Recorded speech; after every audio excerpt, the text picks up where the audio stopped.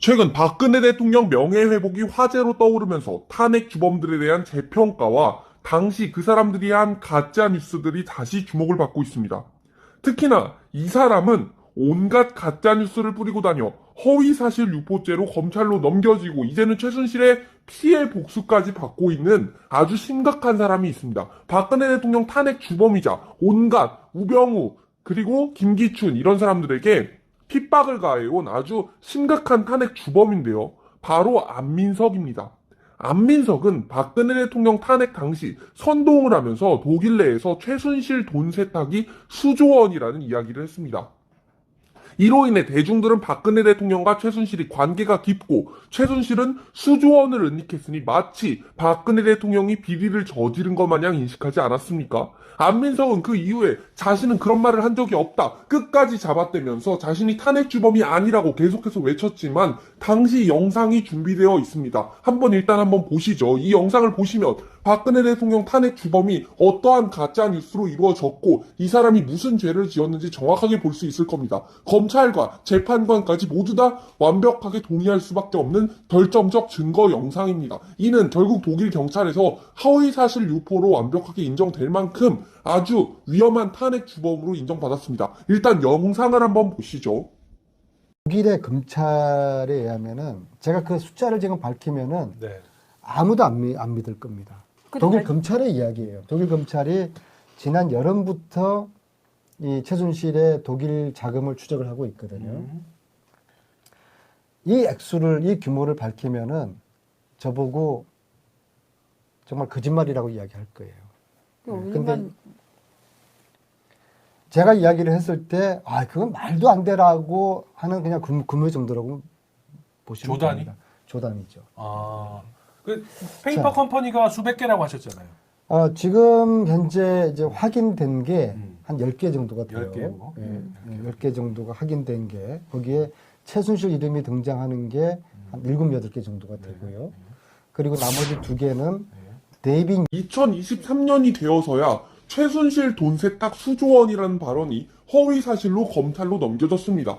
당시 수조 원이라고 했지만 현재 가치로는 거의 300조가 넘는 돈이라고 허위 사실을 유포했는데요. 아니 벌써 몇 년이 흘렀는데 이제 와서 허위 사실이면 어떡합니까?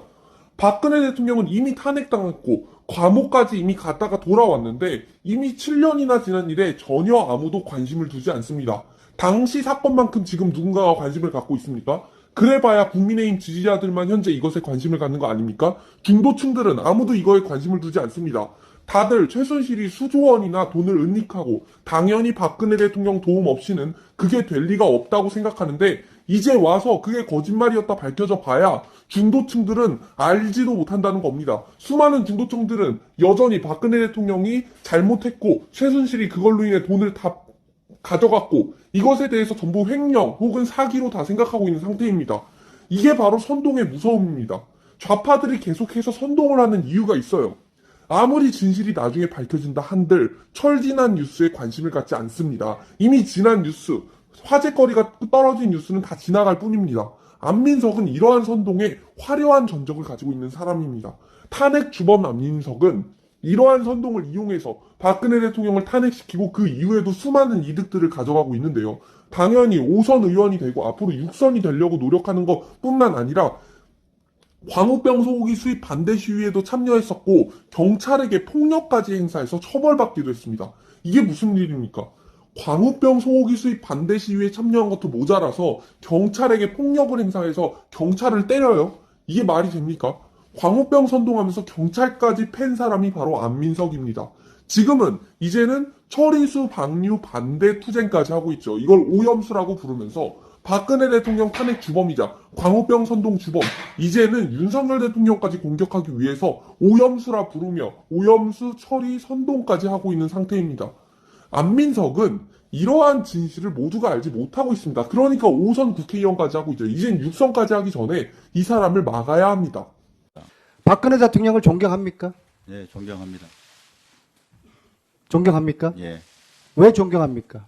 들어와서 민정수석이 된 이후에 이제 직접적으로 통화도 하고 하면서 항상 저한테 말씀하신 게 국가와 국민을 위해서 일한다.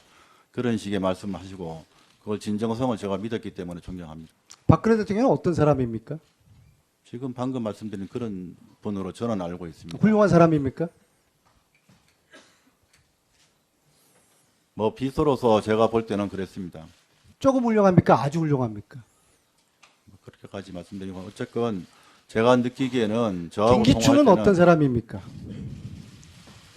뭐 제가 비서실장으로 모셨던 사람입니다. 존경합니까? 예, 거기도 존경했습니다.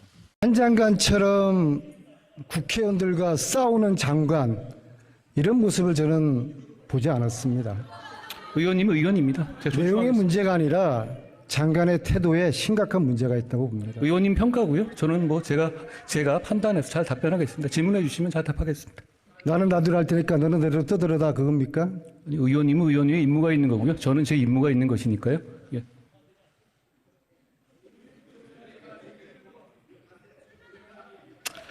저는 사실 오늘 이 자리에 예. 장관이 그동안 했던 무례한 발언, 또 동료 국회의원들에 대한 모욕적인 발언, 또 일련의 불손한 태도에 대한 사과를 제가 정중히 드릴 기회를 주려고 했던 것인데 그 얘기를 안민석 장관은- 의원님이 하시는 게 참 이상합니다. 장관은 예. 국회에 지금 싸우러 온 것이죠. 아니 그렇지 않습니다. 국민들이 우습죠. 위원님, 그런 질문은요. 그런 질문은 국민들이 보시기에도 참 황당해하실 것 같아요. 그건 국민들을 실망시키는 질문이고. 국민들이 두렵기는 합니까? 위원님 그런 말씀 많이 하시지 않습니까? 위원님 국민들한테 이상한 욕설 같은 것도 하시는 분 아니에요? 그런데 여기서 와서 마치 누구에게 훈계하고 이런 시간으로 대정부 질의를 쓰는 것, 전 적절치 않다고 봅니다. 그러니까 본인이 그동안 했던 발언이라든지 태도에 대해서 사과할 생각이 전혀 없습니까? 제가 위원님한테 그런 얘기 들을 상황은 아닌 것 같습니다. 제가 사과할 기회를 한번 드리겠습니다. 아니 저는 안민석 의원님한테 그런 식의 훈계를 들을 생각은 없습니다. 그러니까 하시려면 하시고 제가 듣겠습니다. 예. 사과할 기회를 드릴 테니까는요. 안민석 의원님, 위원님이 그런 말 하시는 거 좀 국민들이 우습게 보실 것 같지 않습니까? 위원님은 민원인에게 욕설을 하신 분 아닙니까? 아니 그런 분이 와서 제가 위원의 질문에 답하는 거에 태도 논쟁을 계속 하시겠다는 거, 저는 국민들께서 수긍하시지 못할 거라고 생각합니다.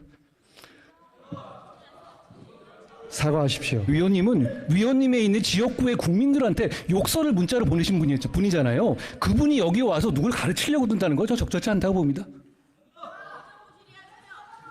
사과하십시오. 제가 말씀드렸고요. 예. 자, 사과를 받기 전에는 질의를 하지 않겠습니다. 그렇게 하십시오. 예. 그리고 위원님 아까 공익제보 말씀하셨는데 제가 기회가 나게 말씀드리겠습니다. 위원님은 윤지호라는 사람을 공익제보자로 추켜 세우면서 공익제보에 대한 어떤 그 제도의 존재 가치를 무너뜨린 분입니다. 그분이 공익제보를 얘기한, 저는 위원님께서 질의하시는 내용에 대해서 수긍하지 못하는 점이 너무 많다는 점을 이 자리에 빌려서 말씀드립니다.